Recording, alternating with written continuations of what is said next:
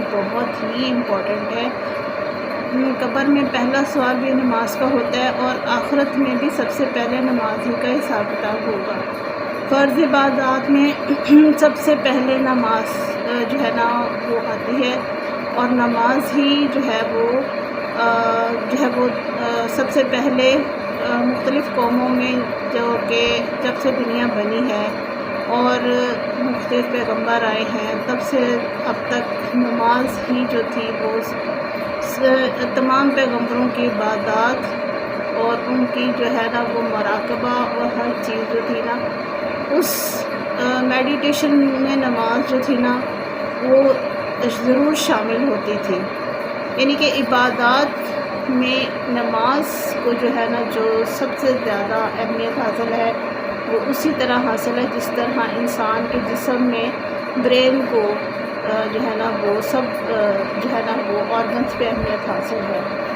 تو نماز جو ہے وہ پہلے ہی اتنی امپورٹنٹ ہے، لیکن آج کل کے دور میں نماز کو پتہ نہیں کیا سے کیا بنایا جا رہا ہے۔ کبھی نماز کو ٹیکنالوجی کہا جا رہا ہے، کبھی نماز کو یوگا کہا جا رہا ہے، کبھی ایکسرسائز بنایا جا رہا ہے، کبھی کچھ۔ یعنی نماز کو بھی ایک سائنسی جو ہے نا وہ فارمیشن دی جا رہی ہے کہ کسی طریقے سے لوگوں کو قائل کرنے کے لیے نماز کو سائنٹیفکلی جو ہے نا ڈیفائن کیا جائے اور بتایا جائے کہ نماز جو ہے نا وہ ایک سائنس ہی ہے۔ یعنی کہ نماز کو توڑ مروڑ کے سائنس ہی بنایا جا رہا ہے تاکہ لوگ جو ہے نا وہ اٹریکٹ ہوں اور نماز کی طرف آئیں۔ ظاہری بات ہے جب لوگ اٹریکٹ ہوں گے اور نماز کی طرف آئیں گے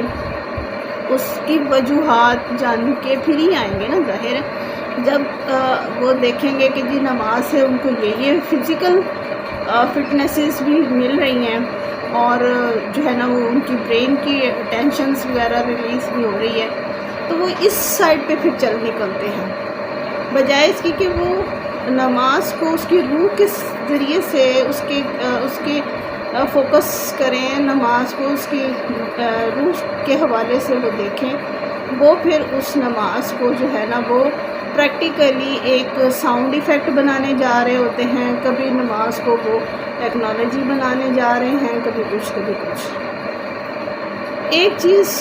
اور بھی ہے کہ نماز ٹھیک ہے، نماز معراج بتائی گئی ہے، لیکن معراج کس سینس میں ہے یہ میں آج آپ کو بتاؤں گی۔ نماز کے روحانی فائدے کیا ہیں، نماز کی فزیکل فٹنس کے حساب سے فائدے کیا ہیں، نماز جو ہے وہ ہمیں